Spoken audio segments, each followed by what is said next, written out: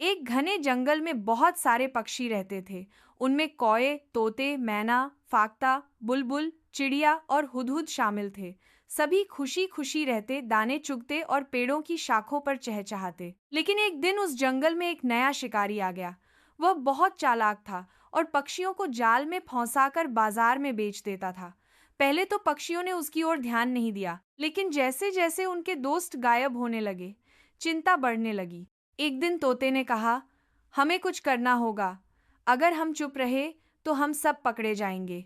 मैना बोली, पर हम करें भी तो क्या करें? वो शिकारी बहुत चालाक है।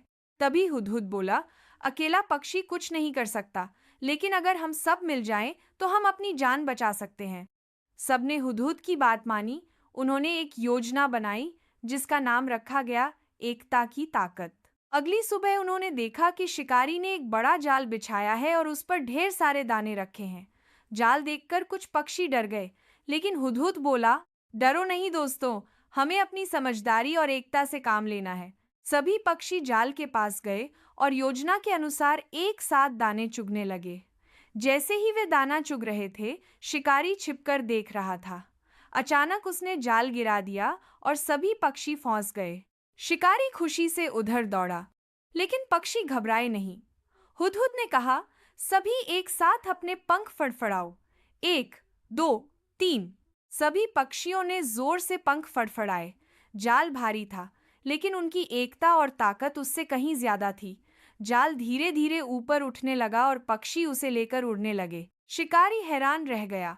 उसने कभी सोचा भी नहीं था कि पक्षी जाल सहित उड़ सकते हैं। पक्षी जाल को उड़ाते उड़ाते जंगल के किनारे रहने वाले एक समझदार कबूतर के पास ले गए। कबूतर ने अपनी नुकीली चोंच से जाल काटना शुरू किया। दूसरे पक्षियों ने भी उसकी मदद की। कुछ ही देर में जाल टुकड़ों में बंट गया और सब पक्षी आजाद हो गए। उन्होंने खुशी से चहचहाना शुरू किया। हुदहुद बोला, देखा दोस्तों, अगर हम मिलकर रहें तो दुनिया की कोई ताकत हमें नहीं हरा सकती।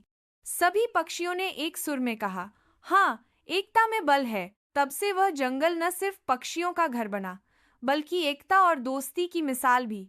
सीख, अकेला पक्षी शिकारी का शिकार हो सकता है, लेकिन मिलकर रहने वाले शिकारी को भी हरा सकते हैं।